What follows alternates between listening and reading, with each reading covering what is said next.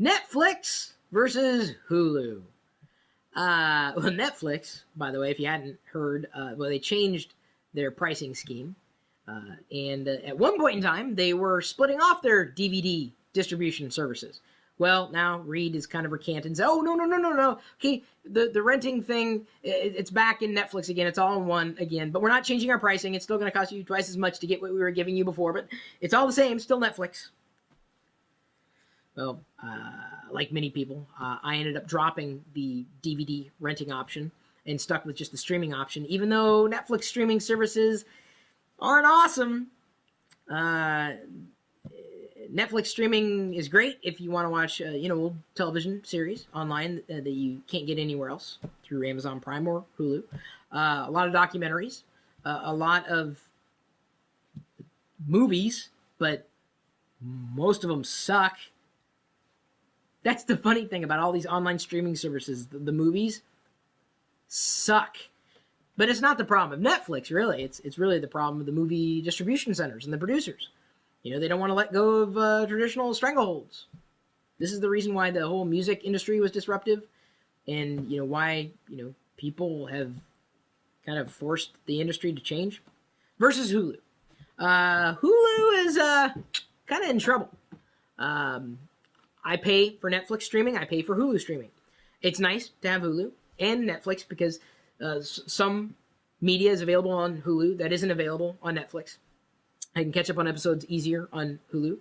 But of course, I also have Comcast, and I pay Comcast, and I have certain apps for my iPad or iPhone that I can only access if I have my Comcast account, like the TBS app or the HBO app. Just for examples. So I can get to the media directly, in some cases indirectly, because like the TBS app shows reruns that were produced by other networks. And I can watch them easily through that app or another. So if there's a value in Hulu over Netflix, it's just it has different media. But I honestly think Hulu's not going to be around for too much longer.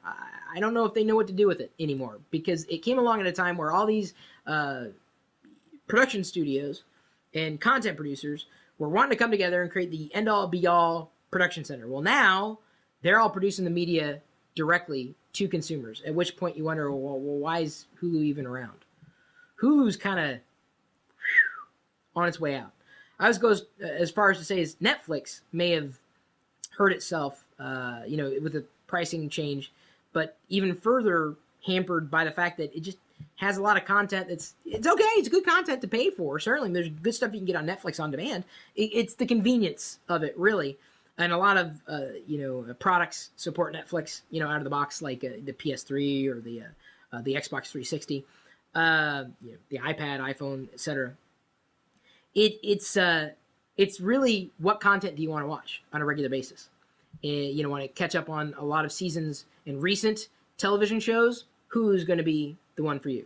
You want to catch up on full-on seasons, past seasons as produced on DVD, potentially Netflix is going to be the one for you. I would say Netflix has better documentaries than Hulu. Hulu has a lot of movies that nobody would ever want to watch. Yeah. Oh, and then there's Amazon Prime as well. I'm paying for that anyway, so I can watch stuff on there. It's nice, easy, it's convenient. Yeah, they all suck. They all suck right now. But it's not their fault that they suck necessarily. It's everybody else that sucks. And the suck kind of trickles. It's a trickle-down economy. Suck comes down from on top and filters into this pile of crap that you can just choose whether or not you're going to buy into. So, I may not be paying for Hulu Premium at some point in the future. I mean, it's $8 a month or whatever it is. It's not horrible. Price of a couple of cups of coffee at Starbucks. And it's easy. It's convenient, right? Depends on how you consume information. What do you think? Which one's... I don't think either one is better inherently. It depends on what you want. What do you choose to buy into? With your own money, not somebody else's. What do you choose to buy into, if at all? Do you choose to spend your own money on these services? And remember, anybody who brags about piracy has got a little penis. We've already covered that in the past. Proved it beyond a shadow of a doubt. So I don't want to get into that aspect of this conversation. Thank you for asking the question. Hopefully you like this video. Whether or not you like my answer, you like this video. Like the video. Like it. Please. I shouldn't beg for that. At least I don't have a subscription service, right? Give me that. Get what you pay for. Yeah. My email address, chris@perillo.com. Feel free to drop me a line on Twitter, Facebook, Google+, chris.perillo.com. Maybe you've heard of lockergnome.com. I don't know. Also got this chat room, part of a live video feed. Streaming out over the web. Geeking out 24 hours a day, 7 days a week at live.perillo.com. We'll see you later.